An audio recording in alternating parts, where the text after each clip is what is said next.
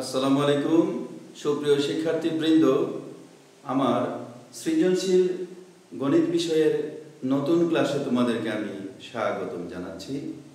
প্রিয় শিক্ষার্থী, তোমরা অবশ্যই অবগত আছো যে বোর্ডে যে প্রশ্নগুলো আসে সেই প্রশ্নগুলো কিন্তু সরাসরি বই থেকে আসে না। আমরা আজকে তোমাদেরকে বীজগাণিতিক রাশি সম্বন্ধে আলোচনা করব।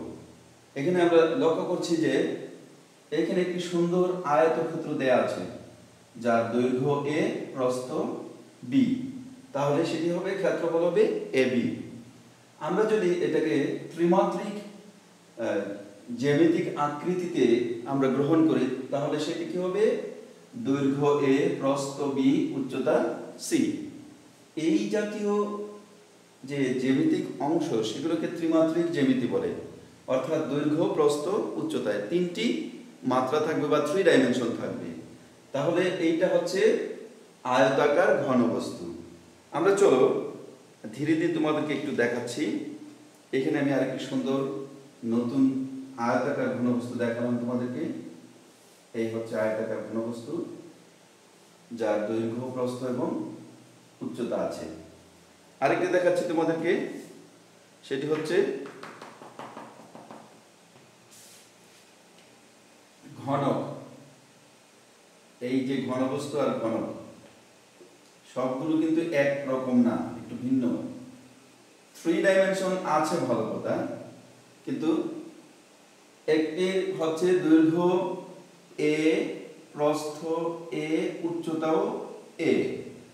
তাহলে এই জাতীয় ঘনবস্তুকে আমরা বলি ঘনক। ঘনকের বাহু যদি a হয় তাহলে তার আয়তন হবে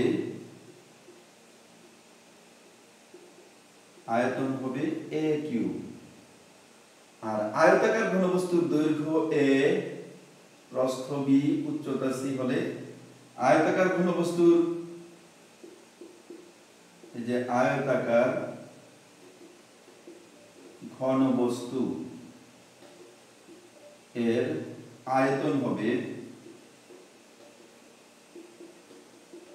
a, b, c, অর্থাৎ দৈর্ঘ্য গুণ প্রস্থ গুণ উচ্চতা। এইভাবে আমরা আয়তাকার ঘনবস্তুর যে বিষয়গুলো আলোচনা করতে পারি।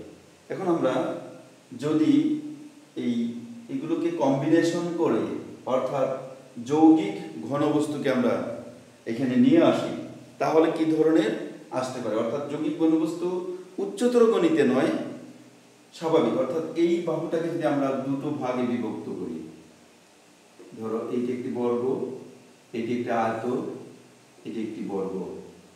এই যে এটা হচ্ছে a স্কয়ার, এটা হচ্ছে b স্কয়ার, এটা হচ্ছে ab, এটা হচ্ছে ab।